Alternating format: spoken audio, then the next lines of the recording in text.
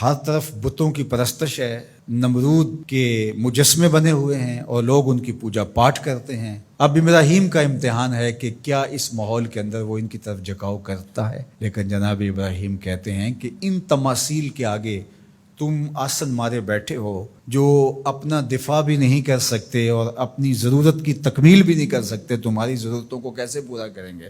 تو یہ میرے رب نہیں ہو سکتے۔ شمس و قمر کو، چاند کو، سورج کو، ستاروں کو پوجتے ہو، اچھا یہ چاند، یہ ستارے رب ہے؟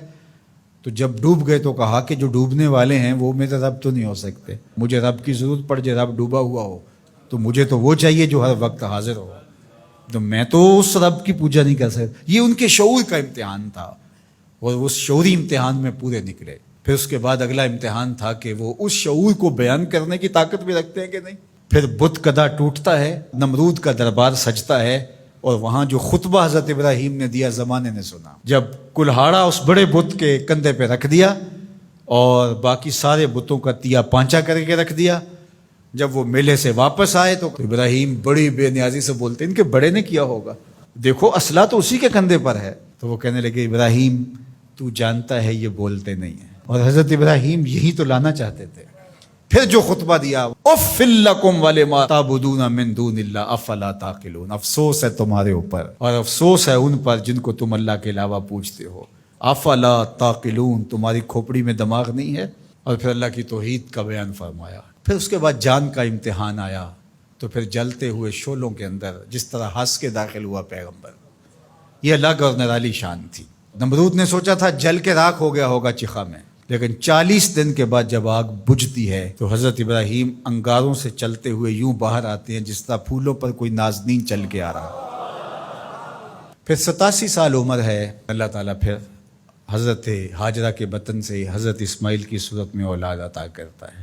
اب اتنی بڑھاپے کی عمر میں اولاد نصیب ہو تو انسان کا جی چاہتا ہے سارے کام کاج چھوڑ کے گھر بیٹھ جاؤں اور میں اپنی اولاد کے چہرے کی بلائیں لوں، لیکن حکم ہوتا ہے اپنی زوجہ کو بھی اور اپنے نو مولود بیٹے کو بھی ایسی وادی میں چھوڑ آؤ جہاں کوئی سبزہ بھی نہیں ہوگا۔ اللہ اکبر۔ پھر اسماعیل علیہ السلام کی ایڑیوں کے رگڑنے سے زمزم جاری ہوتا ہے۔ اب ذرا دیکھیے، ایک ایسا امتحان آتا ہے، اگر کو ہمالیہ پہ بھی ڈال دیا جاتا اس کا پتا بھی پانی ہو جاتا۔ فلما بلغ معہ السعی، جب وہ ان کے ساتھ چلنے پھرنے کے قابل ہوا۔ ابراہیم علیہ السلام خواب دیکھتے ہیں، اور خواب کیا دیکھتے ہیں کہ میں بیٹے کو ذبح کر رہا ہوں۔ فلما اسلما، جب دونوں راضی ہو گئے، باپ ذبح کرنے پہ اور بیٹا ذبح ہونے پہ۔ اب باپ کی آنکھوں پہ پٹی بندھی ہے، ہاتھ میں چھری ہے، 100 سال کا بوڑھا باپ، جبل صبیر کا دامن منا کی وادی، کارکنان قضاء و قدر دم بخود ہیں، شمس و قمر، یہ منظر آج سے قبل انہوں نے نہیں دیکھا تھا، اور سورج بادلوں کی اوٹ میں منہ چھپانے کی کوشش کر رہا ہے کہ یہ منظر مجھ سے نہیں دیکھا جائے گا۔ حوروں کی چیخیں نکل رہی ہے، کائنات تھرا رہی ہے، مالک قیامت آنے والی۔ اور مالک بھی فرشتوں سے کہہ رہا تھا کہ تم کہتے تھے نا کہ سجدے ہم کریں گے، تسبیحات ہم کریں گے، انسان تو دینگا مشتیاں کرے گا، ذرا میرے بندے کی اس ادا کو بھی دیکھو، میرے حکم کی تعمیل پر میرے بندے کی اس انوکھی ادا کو بھی دیکھو۔ چھری کی نوک حلق کے اوپر رکھ کے پورا وزن ڈال دیا، گلا کٹ گیا، خون بہنے لگا۔ ابراہیم علیہ السلام ایک عجیب کیفیت میں، کیا کیفیت ہو سکتی ہے، میرے پاس تو لفظ نہیں ہے۔ اللہ اکبر۔ جلدی سے جو ہے وہ آنکھوں سے پٹی کھولتے ہیں تو دیکھتے ہیں کہ منظر بدلا ہوا ہے، بیٹا سمجھ کے جس کو ذبح کیا وہ تو دمبا تھا، اور اسماعیل علیہ السلام پاس کھڑے مسکرا رہے ہیں، اور پاس حضرت جبریل امین بھی کھڑے ہیں۔ یہ اس بات کا عملی ثبوت ہے یہ وہ دمبا لے کے آئے۔ تو بے ساختہ جناب ابراہیم علیہ السلام کی زبان پر جو لفظ آیا وہ یہ تھا، اللہ اکبر، اللہ اکبر۔ تو حضرت اسماعیل بولے لا الہ الا اللہ واللہ اکبر، پاس کھڑے جبریل بولے اللہ اکبر وللہ الحمد۔ اللہ نے کہا اے ابراہیم تمہاری قربانی کی سنت کو بھی قیامت تک جاری رکھیں گے، تمہاری زبانوں سے نکلے ہوئے جملے بھی مرنے نہیں دیں گے۔ وَنَادَيْنَاهُ أَن يَا إِبْرَاهِيمُ قَدْ صَدَّقْتَ الرُّؤْيَا إِنَّا كَذَلِكَ نَجْزِي الْمُحْسِنِينَ، اس حال میں ہم نے ندا دی ابراہیم تو نے واقعی خواب پورا کر دکھایا۔ إِنَّ هَذَا لَهُوَ الْبَلَاءُ الْمُبِينُ، اللہ فرماتا ہے یہ بہت بڑا امتحان تھا، یہ چھوٹا امتحان نہیں تھا۔ اور پھر میرا رب رب ہو کے کیا کہتا ہے؟ سلام علی ابراہیم، اے ابراہیم تیرے اوپر سلامتیاں نازل ہو۔ اللہ اکبر۔ پرسوں بھی میں کسی منڈی کے قریب سے گزرا، کہتے ہیں اس علاقے کی سب سے بڑی منڈی ہے، تو ہزاروں جانور، ہجوم محبت، اور سڑکوں پر، گلیوں میں، بازاروں میں کوئی یہاں گائے لے کے جا رہا ہے، کوئی بیل، کوئی اونٹ اٹھا کے لے کے جا رہا ہے، تو بے ساختہ میری زبان سے یہی نکلتا ہے، سلام علی ابراہیم، ابراہیم تیرے اوپر سلامتیاں نازل ہوں۔ اللہ اکبر۔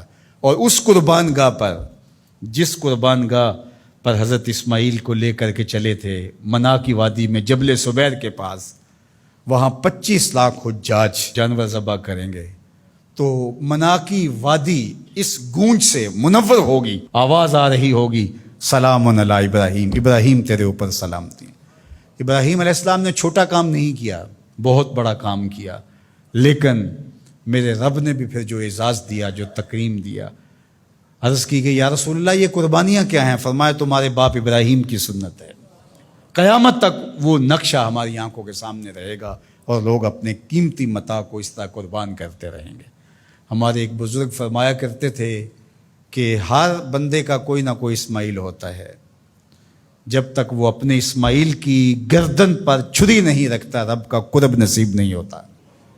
تو اپنی عزیز ترین متاع اللہ کی راہ میں قربان کرنے کا موقع آ جائے، وہ جان ہو، وہ اولاد ہو، وہ مال ہو، وہ منصب ہو، جب حالات تقاضا کریں اور آپ کو لگے کہ میرے مالک کا مجھ سے یہ تقاضا ہے، تو راہ خدا کے اندر قربان کرنے کا جب یہ جذبہ اس لیول تک پہنچ جائے، تو پھر آپ اس نور سے مالا مال ہوتے ہیں، اس فیض سے فیض یاب ہوتے ہیں۔